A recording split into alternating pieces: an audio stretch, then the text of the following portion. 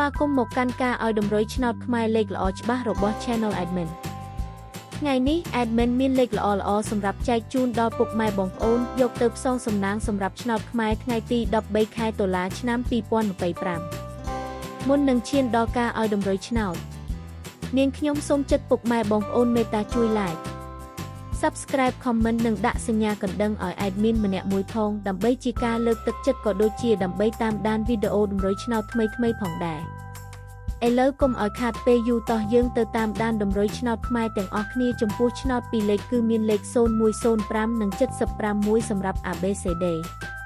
ចំពោះឆ្នោត3លេខគឺមានលេខ010គុណ005គុណនិង5108គុណសម្រាប់លេខអូសខ្ទងគឺមាន00និង70សម្រាប់លេខអូស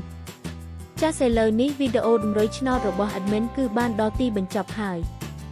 នាងខ្ញុំសូមជូនពរពុកម៉ែបងប្អូនដែលបានយកតម្រុយឆ្នោត Admin យកទៅផ្សងសំណាងជូនពរឲ្យហេងៗគ្រប់គ្នាចាក់ត្រូវគ្រប់គ្នាជម្រាបលាជួបគ្នាថ្ងៃស្អែកបន្តទៀត